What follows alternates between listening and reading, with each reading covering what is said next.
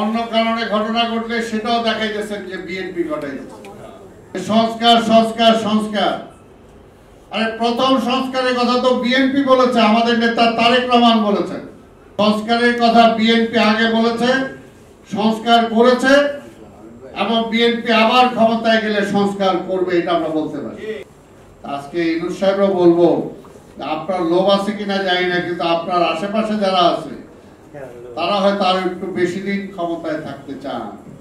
যে আপনি একটা নির্বাচন দেন, একটা নির্বাচিত সরকার আসলে ওই যে তাদের পক্ষে যেগুলো ভিতরে বাইরে দালালি টালালি করতেছে না, নির্বাচিত সরকার খুঁজে পাওয়া যাবে না, এগুলো পালায় বেড়াবে। সংস্কার সংস্কার সংস্কার, আরে প্রথম সংস্কারের কথা তো বিএনপি বলেছে, আমাদের নেতা তারেক রহমান বলেছেন। যখন ফ্যাসিবাদ ক্ষমতায়, তখন তিনি বলেছেন এই চলমান রাজনৈতিক ব্যবস্থা দিয়ে এই দেশকে আগানো যাবে না।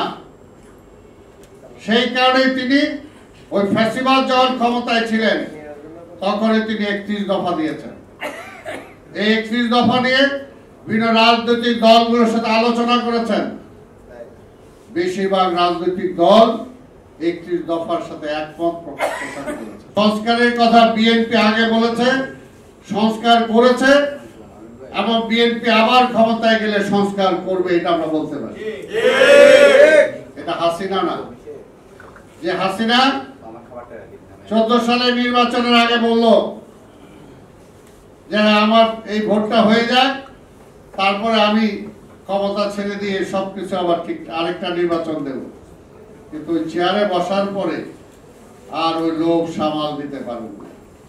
আজকে ইউনূস সাহেবও বলবো, আপনার লোভ আছে কিনা জানি না, কিন্তু আপনার আশেপাশে যারা আছে তারা হয়তো আরো একটু বেশি দিন ক্ষমতায় থাকতে চান, ক্ষমতাটাকে ভোগ করতে চান। কিন্তু অতীত থেকে আমাদের শিক্ষা নিতে হবে। এই চেয়ারের মায়া পড়ে যাওয়া বড় খারাপ, বড় খারাপ। কাজে আপনার সামনে এখন দুইটা পথ,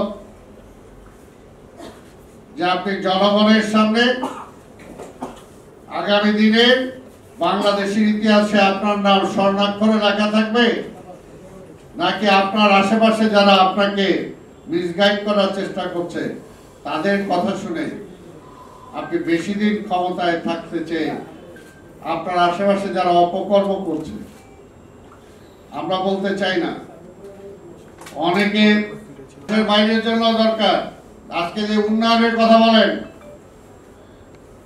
যতই আপনি মিটিং করেন না কেন, যে পর্যন্ত একটা স্থিতিশীল সরকার না আসবে, বা একটা কোথাও যদি গোলমাল থাকে, ওইখানে আপনি যাবেন কি বলেন, যাবেন কিনা?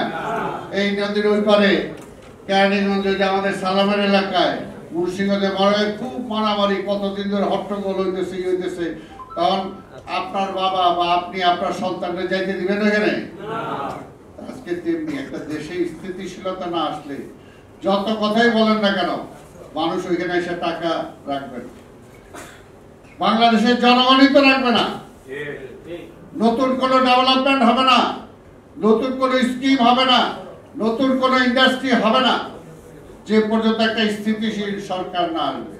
যে আপনি একটা নির্বাচন দেন, একটা নির্বাচিত সরকার আসলে ওই যে তাদের পক্ষে যেগুলো ভিতরে বাইরে দালালি টালালি করতেছে না, নির্বাচিত সরকার খুঁজে পাওয়া যাবে না, এগুলো পালায় বেড়াবে। 5ই আগস্টের পরে আমাদের নেতা তারেক রহমান বলেছেন 15টা বছর কষ্ট করেছেন, কারো ব্যবসা আওয়ামী লীগ নিয়ে গেছেন, কারো বাড়িঘর দখল করছে, আমাদের ছেলেমেয়েরা চাকরি করতে পারে নাই, যারা চাকরি করে তাদেরকে চাকরি খায় ফেলছেন,